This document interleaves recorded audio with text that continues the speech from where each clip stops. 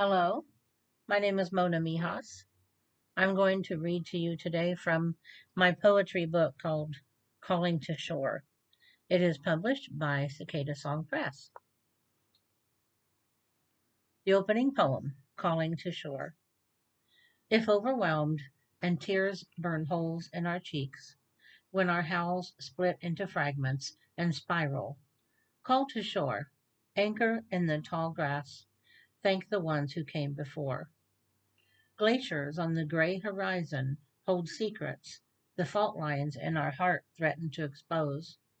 Sunrise illuminates a promise for daybreak across the flaming sky. Resplendent rays punctuate a pale pink morning. Wispy clouds dance in unison. Call to shore those who passed before us. Rest our tired feet on holy ground.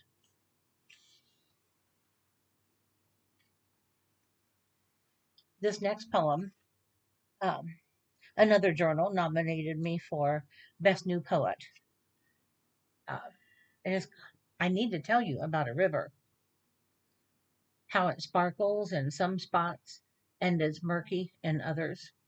Water trickles over rocks, raindrops pock the surface, bringing a clean, wet dirt smell.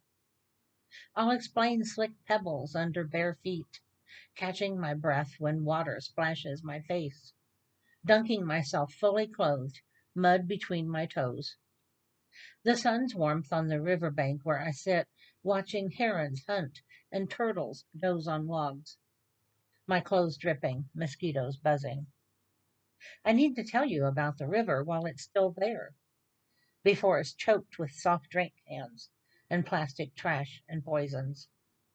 Remember a river, twigs, flowers floating downstream, bowed willow branches touching the surface. I need to tell you about this river.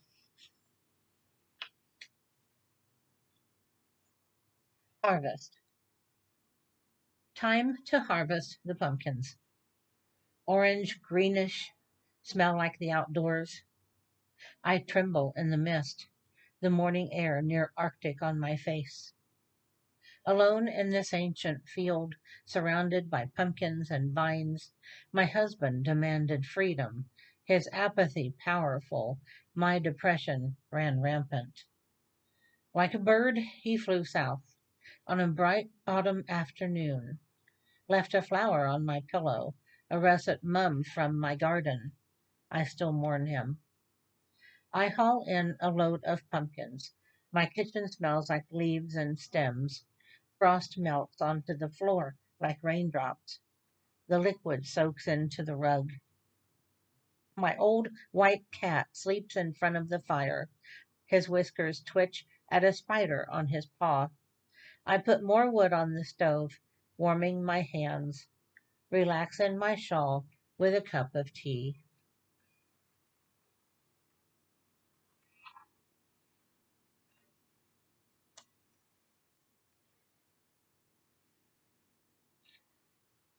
Essay sleeps.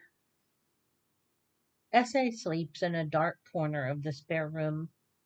She's well past 17, an elder cat. I go in and pet her soft black coat, not as shiny as it once was. Her hip bones are evident. She barely eats. She speaks to me in her tongue, trusting I will understand. She looks at me with those big golden eyes, but she doesn't purr. Essay comes out once or twice a day for food and drink, but her legs don't want to work, so she stumbles. She returns to her dark corner. Does she dream of crossing a bridge?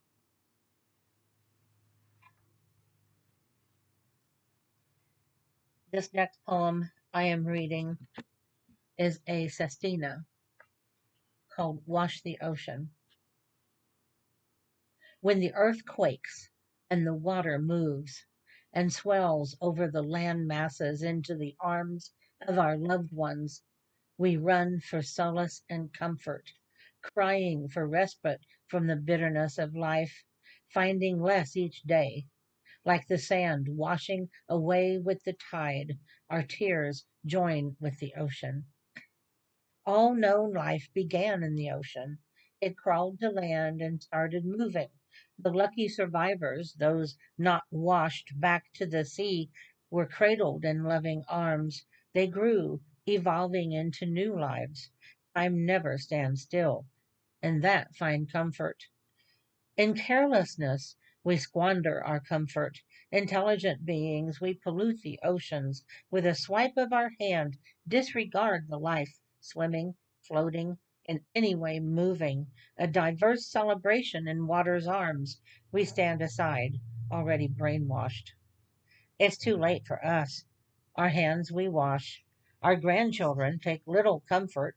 They squirm away, escape from our arms. It's not our fault. We can't save the oceans. When they're older, they'll make the right moves. Superior beings, they'll choose life.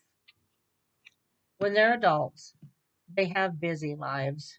Their toes in the sand, the water washing over their feet shows nothing moving without the purpose of bringing them comfort. Where has that led? A murky ocean lapping in Grandmother Nature's arms. Growing sicker and filthier each day, her arms struggle to encircle the entirety of life. She wants to go back to the ocean. It's so grimy, she can't return without washing the ocean itself. The thought brings her comfort. With a toss of her hair and a wave to the water, she moves. Like our arms, lift our arms in celebratory washing. Life doesn't come with a guarantee of comfort. The ocean needs our help. We must move.